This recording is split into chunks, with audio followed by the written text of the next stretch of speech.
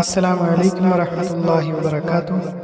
35-ാമത്തെ സൂറത്ത് 6-ാമത്തെ ആയത്ത്. ഇതിൽ പറയുന്നത് പിശാച് നമ്മുടെ ശത്രുവാണ്. പണ്ട് തൊട്ടേ ആദം അലൈഹി ഇസ്ലാമിനെ ഉണ്ടാക്കുമ്പോൾ തൊട്ട് ശത്രുവാണ്.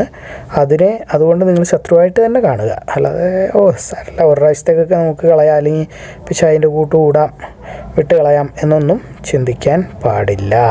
കാരണം അവൻ നമ്മളെ വിളിക്കുന്ന നരകത്തിലേക്കാണ്. 35-ാമത്തെ സൂറത്ത് 9-ാമത്തെ ആയത്ത്. ഇതിൽ കൃത്യമായി പറയുന്നുണ്ട്, ആകാശത്തിൽ മഴ പെയ്യിപ്പിക്കലും കാര്യങ്ങളൊന്നും നടത്തുന്ന മനുഷ്യരല്ല, ഔലിയാക്കന്മാരല്ല, അള്ളാഹുവാണ്. കാറ്റിനെ അയക്കുന്നതും അള്ളാഹുവാണ്. മേഘത്തെ നിർജീവമായ നാട്ടിലേക്ക് തെളിച്ചുകൊണ്ട് പോകുന്നു, എന്നിട്ട് അതിനെ നിർജീവാവസ്ഥയിൽ നിന്ന് സജീവമാക്കുന്നു, ജീവൻ വെപ്പിക്കുന്നു, പുല്ല് മരങ്ങളൊക്കെ മുളയ്ക്കുന്നു. അതുപോലെ തന്നെയാണ് ഉയർത്തെഴുന്നേൽപ്പ്. മഹ്ശറയിലേക്ക് ഉയർത്തെഴുന്നേറ്റ് ചെല്ലുന്നത് ഇതുപോലെയാണ്. അതായത് മഴ പോലെ എന്തെങ്കിലും ഒരു ദ്രാവകം വന്ന് വീഴുന്നു. അപ്പോൾ നമ്മളെല്ലാവരും മരങ്ങൾ മുളച്ചു വരുന്നത് പോലെ മുളച്ചു വരുന്നു. എന്നിട്ട് നമ്മൾ ഭൂമിയിൽ നിന്നും പൊട്ടിപ്പിളർന്ന് പുറത്ത് വരുമ്പോൾ നമ്മൾ മഹ്ശറയിലേക്ക് പോവുകയാണ്. അപ്പോൾ ആകാശത്തിൽ കാര്യങ്ങൾ തീരുമാനിക്കാൻ ആരും ഇല്ല.